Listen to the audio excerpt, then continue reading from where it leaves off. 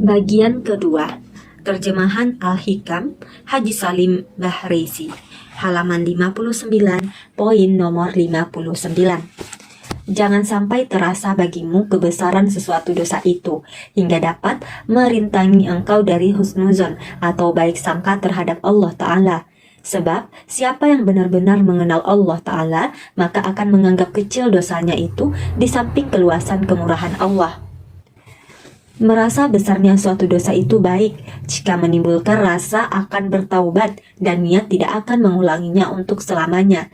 Tetapi, jika merasa besarnya dosanya itu akan menyebabkan putus rahmat dari Allah, merasa seolah-olah rahmat dan maaf Allah tidak akan dapat memaafkan padanya, maka perasaan yang demikian itu lebih bahaya baginya dari dosa yang telah dilakukannya. Sebab, putus harapan dari rahmat Allah itu dosa besar, dan itu perasaan orang kafir semata-mata. Abdullah bin Mas'ud radhiyallahu anhu berkata, seorang mukmin melihat dosanya bagaikan bukit yang akan merubuhinya, sedangkan orang munafik melihat dosanya bagaikan lalat yang hinggap di ujung hidungnya, maka diusir dengan tangannya. Nabi Shallallahu Alaihi Wasallam telah bersabda, demi Allah yang jiwaku ada di tangannya, andaikan kamu tidak berbuat dosa, niscaya Allah akan mematikan kamu dan mendatangkan suatu kaum yang berbuat dosa, lalu beristighfar, meminta ampun dan diampuni dan diampunkan bagi mereka itu. Nabi Shallallahu Alaihi Wasallam bersabda, andaikan perbuatan dosa itu tidak lebih baik bagi seorang mukmin daripada ujub, merasa sombong karena amal kebaikannya, maka Allah tidak akan membiarkan seorang mukmin berbuat dosa untuk selamanya. Sebab ujub itu menjauhkan seorang hamba dari Allah, sedangkan dosa itu menarik hamba mendekat kepada Allah, dan ujub merasa besar diri, sedangkan dosa merasa kecil dan rendah dari sisi Allah. Poin 60, tidak ada dosa kecil jika Allah menghadapi engkau dengan keadilannya, dan tidak berarti dosa besar jika Allah menghadapimu dengan karunia-Nya. Nabi Shallallahu Alaihi Wasallam bersabda, tidak ada artinya dosa besar jika disertai dengan istighfar, meminta ampun, dan tidak dapat dianggap dosa kecil jika dikerjakan terus-menerus. Yahya bin Mu'az radhiyallahu anhu berkata, jika Allah menggunakan keadilannya, tidak berarti segala amal kebaikan, dan bila Allah menghadapi dengan karunia-Nya, maka tidak ada artinya segala dosa. Yahya bin Mu'az dalam berdoa, ia berkata, Tuhanku, jika Engkau kasih kepadaku, Engkau ampunkan semua dosaku, tetapi jika Engkau murka kepadaku, tidak Engkau terima amal kebaikanku. Poin bagian 61, tiada suatu amal kebaikan yang dapat diharapkan diterima oleh Allah, melebihi dari amal yang terlupa olehmu adanya dan remeh atau kecil dalam pandanganmu kejadiannya. Amal kebaikan yang pasti diterima oleh Allah, yaitu jika merasa bahwa amal itu semata-mata terjadi karena taufik hidayah dari Allah. Kemudian ia tidak berbangga dengan amal itu, dan tidak merasa seolah-olah sudah cukup baik dengan adanya amal itu. Karena amal itu telah ditujukan kepada keridaan Allah, maka tidak usah diingat-ingat lagi. Sebab siapa yang merasa sudah beramal, jarang sekali yang tidak merasa ujub atau bangga dengan amalnya itu. Dan itu suatu bahaya bagi amal itu. Poin 62.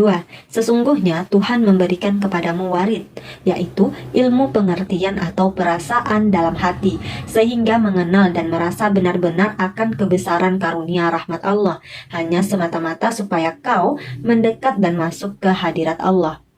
Poin nomor 63. Allah memberikan kepadamu warid itu semata-mata untuk menyelamatkan engkau dari cengkraman benda-benda dan membebaskan dari perbudakan segala sesuatu selain Allah. Poin 64. Allah memberikan kepadamu warid karunia-Nya supaya engkau keluar atau terlepas dari kurungan benda kejadian dan sifat-sifatmu ke alam luar yang berupa makrifat mengenai kebesaran kekuasaan dan karunia Tuhanmu.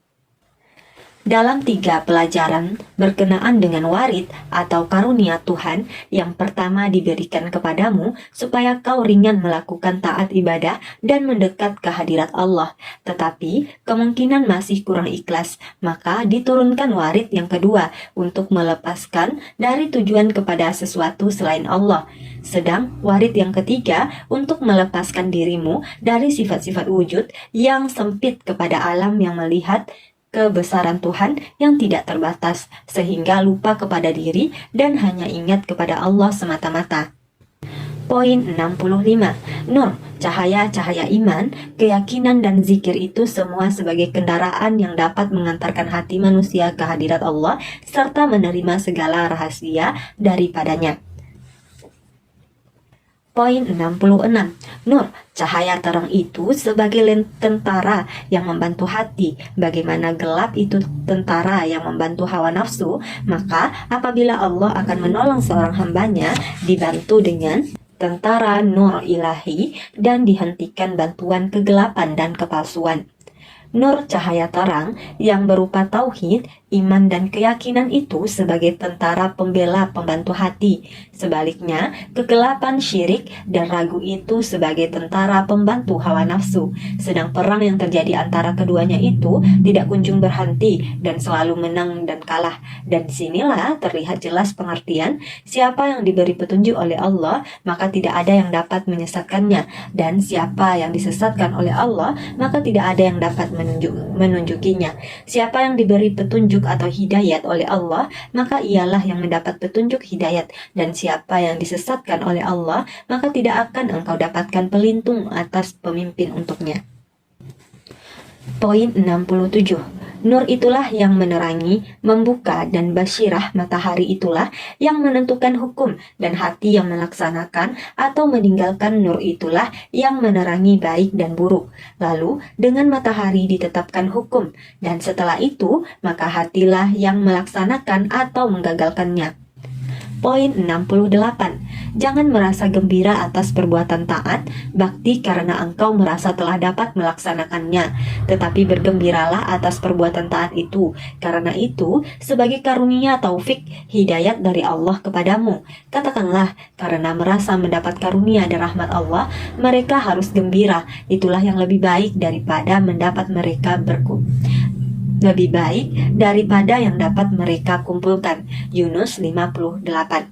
Gembira atas perbuatan taat itu jika karena merasa mendapat kehormatan, karunia dan rahmat Allah sehingga dapat melakukan taat, maka itu baik. Sebaliknya, jika gembira karena merasa diri sudah kuat dan sanggup melaksanakan taat, maka itu menimbulkan ujub atau sombong dan bangga yang akan membinasakan amal taat itu.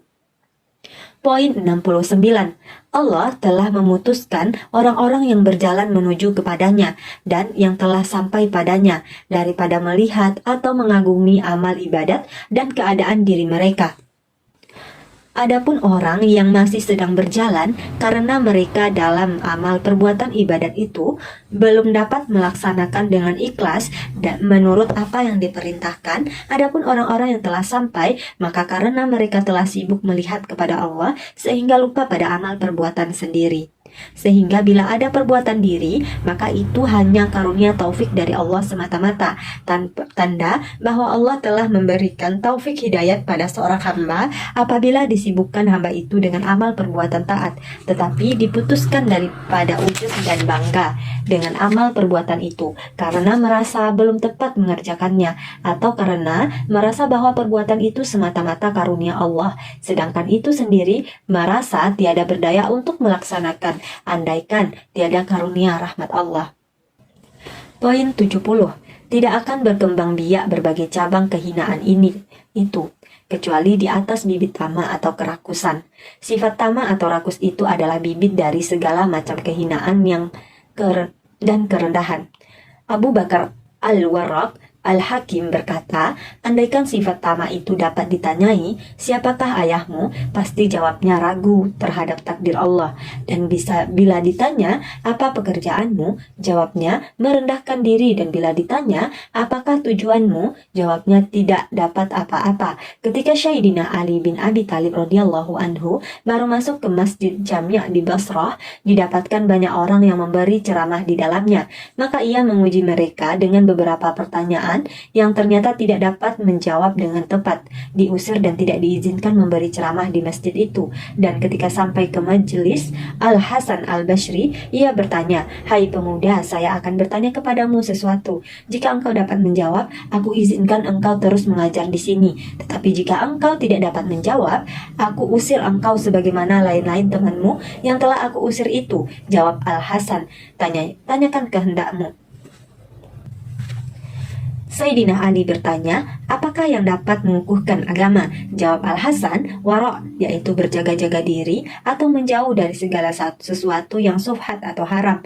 Lalu ditanya, apakah yang dapat merusak agama? Jawabnya tamak, rakus. Imam Ali berkata kepadanya, engkau boleh mengajar di sini. Orang yang seperti engkau inilah yang dapat memberi ceramah kepada orang-orang. Seorang guru berkata, dahulu ketika dalam permulaan bidayahku di Iskandaria, pada suatu hari ketika aku akan memberi suatu keperluan dari seorang yang mengenal aku, timbul dalam perasaan hatiku, mungkin ia tidak menerima uangku ini. Tiba-tiba terdengar suara yang berbunyi, keselamatan dalam agama hanya dalam memutuskan harapan dari segala makhluk. Waro dalam agama itu menunjukkan adanya keyakinan dan sempurnanya bersandar diri kepada Allah. Waro yaitu jika sudah merasa tiada hubungan antara dia dengan makhluk, baik dalam pemberian, penerimaan, atau penolakan, dan semua itu hanya terlihat langsung dari Allah Ta'ala. Sal bin Abdullah berkata, di dalam iman tidak ada pandangan sebab perantara, sebab itu hanya dalam Islam sebelum mencapai iman. Semua hamba pasti akan makan rizkinya, hanya mereka berbeda-beda. Ada yang makan dengan berhina-hina, yaitu meminta-minta. Ada yang makan rizkinya dengan bekerja keras, yaitu kaum buruh. Ada yang makan rizkinya dengan menunggu, yaitu pedagang yang menunggu lakunya barang. Adapun yang makan rizkinya dengan rasa mulia, yaitu seorang sufi yang merasa tidak ada perantara dengan Tuhan. Poin 71. Tiada sesuatu yang dapat memimpin atau menuntun engkau seperti angan-angan atau bayangan yang kosong. Waham ialah tiap-tiap angan-angan terhadap sesuatu selain dari Allah, yang berarti angan-angan terhadap sesuatu yang tidak mungkin terjadi. Poin 72. Engkau bebas merdeka dari segala sesuatu yang tidak engkau butuhkan, dan engkau tetap menjadi hamba kepada apa yang engkau harapkan inginkan. Andaikan tidak ada keinginan-keinginan yang palsu, pasti orang akan bebas merdeka, tidak akan diperbudak oleh sesuatu yang tidak berarti atau berharga. Contohnya, burung elang Raja Wali yang terbang tinggi di angkasa lepas, sukar seorang akan dapat menangkapnya, tetapi ia melihat sepotong daging yang tergantung pada perangkap, maka ia turun oleh sifat tamaknya dari angkasa, maka terjebak oleh perangkap itu sehingga ia menjadi permainan anak-anak kecil.